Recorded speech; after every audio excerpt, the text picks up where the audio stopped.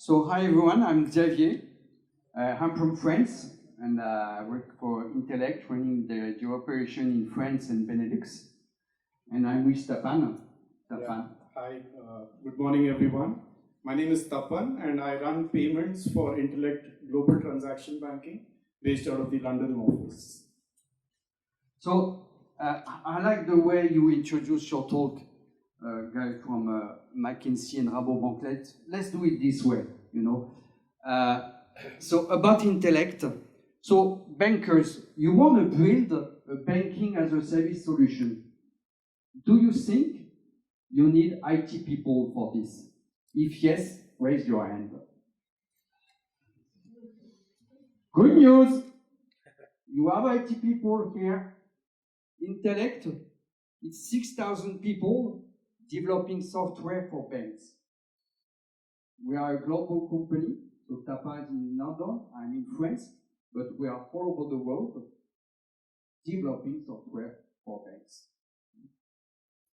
We've been founded 30 years ago, and I would like to highlight one thing. The three founders for Intellect that developed the company 30 years ago are still there, still running the company. This is very powerful for us.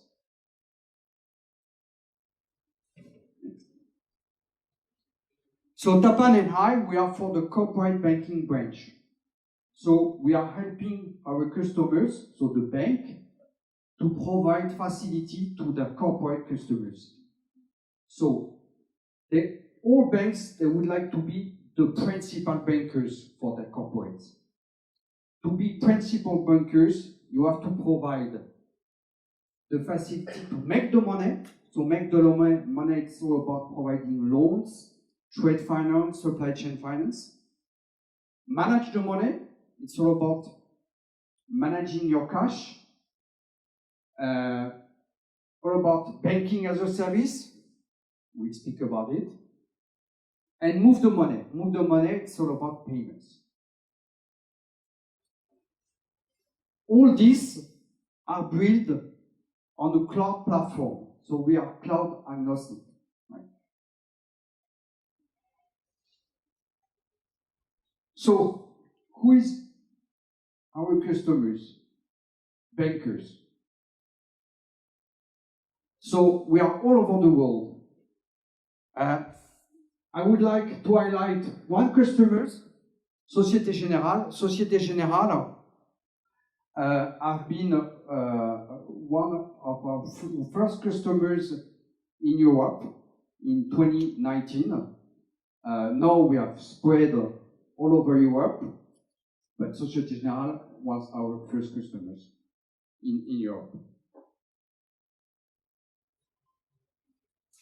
I think I'm going to hand over to Tapan. So Tapan, please, could you explain us why banking as a service is a must-go for banks, and give us some use cases? Sure. Thanks, Xavier. Okay. Yeah, thanks, Xavier. And I think the way Remco started off the session, where he spoke of Money 2020 and how a common booth or common platform is being created, where multiple partners can come and present their offerings, that itself is an example of as a service, right? Banking as a service or conference as a service. So we are seeing a lot of examples. I think Serena spoke of them and our colleague from Rabobank spoke of them. A lot of examples of embedded finance and banking as a service in the market. Starling Bank in the UK is one of the very good examples of banking as a service, where they enabled Raisin to offer savings accounts and deposits. Way back in Australia, if you look at Westpac, they have enabled a lender to offer savings accounts and deposits accounts through their core operational platform. And there are several examples of banking as a service in the market. Nordea has offered credit cards on the Finnair app. I think somebody spoke of corporate banking. So Deutsche Bank has enabled corporate banking payment APIs on the treasury management systems through FinLink. So there are several examples in the market for banking as a service or embedded finance. Within Intellect, we have a complete technology platform. We are a technology provider, and we can enable banking as a service in multiple models. So one of the models is direct embedding. The typical use case for this is like e-wallets for customers, or the ride-sharing apps, or merchant settlement accounts on e-commerce platforms. So these are three of the key use cases of direct embedding. White labeling is another model that we can enable through our technology platform, which is essentially a non-banking provider, like a manufacturing firm offering health savings accounts to its employees, right? So that can be enabled using our platform. And then enabling non-banks. This is the third model or the third use case, which is essentially enabling an investment house or a pension fund to offer banking products using the technology platform that we offer. So what is this technology platform that we offer, and what is it that an entity needs to think about when they launch banking as a service or embedded finance, right? So the key thing is you should have the right technology. The tech stack needs to be cloud native, right? It needs to be multi-tenant. It needs to be API enabled so that you can have the right consent management and authentication in place. And it needs to have very high availability, and so that you can cater to multiple fintechs, right? So if a bank wants to distribute its products to through multiple third parties, given the load that they already have on their platform, unless their platform is multi-tenant, cloud enabled, cloud native, cloud agnostic, and API enabled, right, they will not be able to offer it, right? So the core technology backbone needs to be very strong. Apart from the technology, what banks need to consider is the right regulatory framework. There has to be a clear demarcation of the balance sheet. Is the balance sheet management being done by the bank? Is the balance sheet management being done by the fintech? Are there any regulatory or compliance issues that the bank needs to think through? So it's not just having a technology platform which you can then white label and offer to a fintech. What is the risk, right? Somebody spoke of collateral and customer experience. So the entire risk management, the compliance, the legal framework needs to be very carefully thought through and be in agreement with the regulators as well. The third is licensing, right? So is the bank extending its license, or does the fintech have its own banking license or have its own EMI license or PISP license? So the entire licensing arrangement is very important. And then considerations about, somebody spoke of customer relationship, right? Is the bank, by virtue of distributing its products through a fintech, going to lose that customer relationship?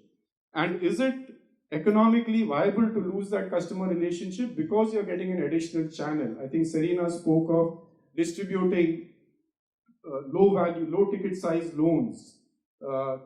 It could be microfinance loans, which are not viable for a bank given the ticket size, but there could be a small fintech which is operating in a given area, which can manage the collateral, manage the risk, manage the collection, the debt collection, etc.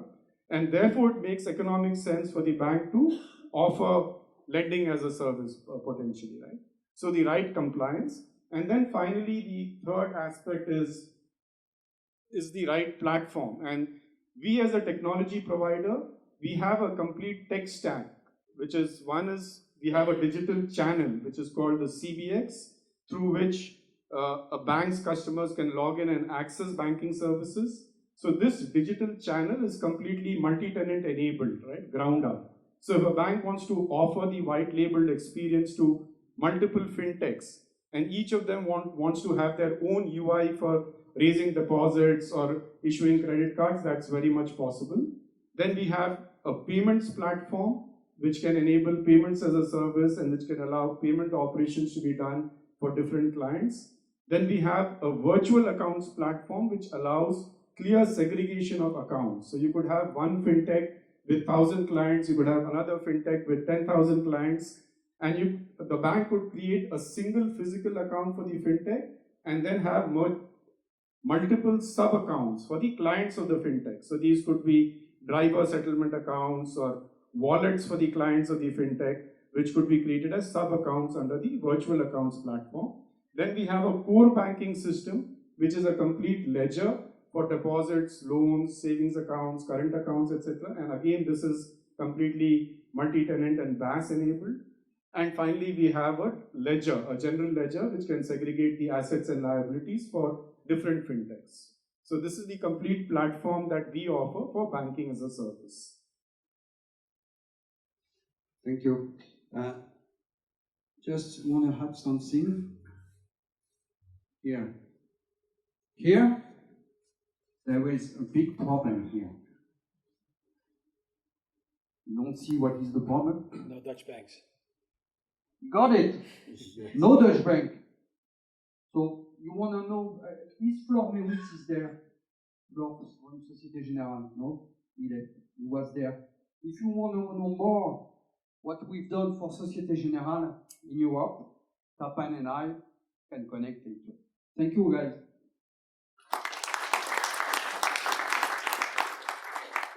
Thank you, Tapan. Are there any questions? Tapan? I was wondering whether the core banking system is your own technology or whether that's something that you have partially built in-house. The entire thing is our own technology.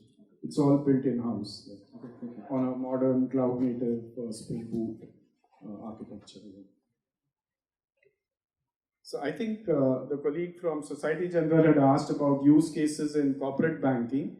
And I think this will gradually evolve because if you look at in-house banking today for large corporates, right, that's essentially banking as a service. So what you could do is you could expose your corporate banking platform or transaction banking platform to a large corporate to then manage the funds of its various subsidiaries and do balance sheet management for its internal operations. So that's an example of in-house banking. And also in the supply chain space, payables finance and receivables finance, fintechs could really come in here and accept invoices, and then the core financing of those invoices could happen from the banks behind the scenes. So I think in the corporate banking space, especially with large corporates, there is potential for banking as a service, though the use cases are very few today. Thank you. Any other questions? All right, well, you stay here for after sessions. Sure. Questions. So, thank you both.